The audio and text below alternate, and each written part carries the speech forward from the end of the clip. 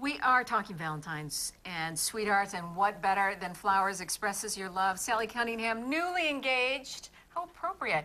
We're talking about what flowers mean, colors. Explain. Walk us through the basics now. Since flowers have been given as gifts, probably back in caveman times, but at least way back in the ancient Greeks and Romans, giving flowers has had a meaning, and some flowers have had very specific meanings. Other flowers have legends attached to them.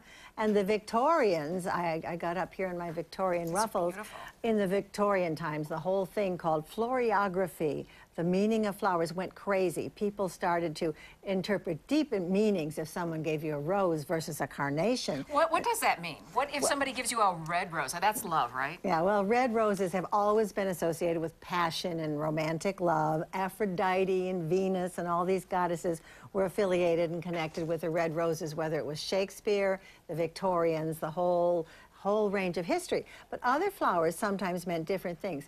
Carnations, for example, might mean passion, but they also might mean sterility. Funny association, and yet in this same bouquet, yeah, in the same bouquet, another flower here might mean lust. So you got to be careful what kind of bouquet you give, and if you mix up the meanings, you might be in deep trouble.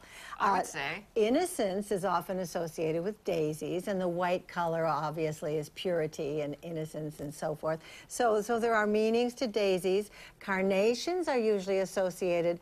It can be with youth when they're pink. So a Victorian gentleman, for example, might send a nosegay, and if he was trying to say, "I'm dumping you," he might send you a couple of particular flowers, too. I would just don't send anything, and that would get the message across. Were you saying sterility with the yellow carnation, specifically? And yellow is a funny color. Yellow, sometimes yellow roses in some American stories had to do with infidelity, and I don't trust you anymore. So yellow is a funny mixed color for flowers, but for Valentine's, pink and red and white, you're very, very safe. Love.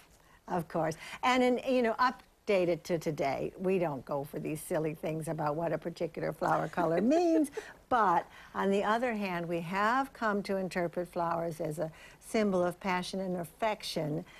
You can't go wrong. And one thing I would say, be affectionate to the professionals in this industry. These flowers, for example, come from a florist.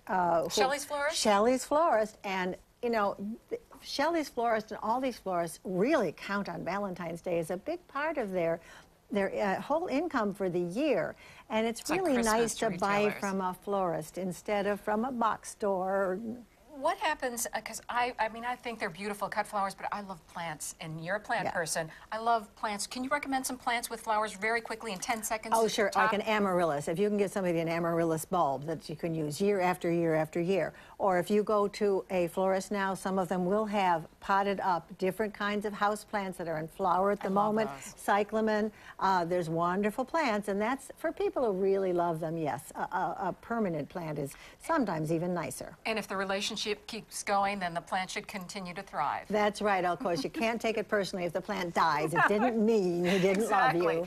But very quickly, Buffalo Spree has an article about the meaning of flowers that I happen to write. I'm proud of Spree, and it tells a whole story. There's some of the Greek legends in there, too, about the meaning of flowers, so it's fun. One of the best local magazines. Sally Cunningham, thank you so much, and congratulations again. Happy Valentine's Day. Happy Valentine's Day to you, too. Emily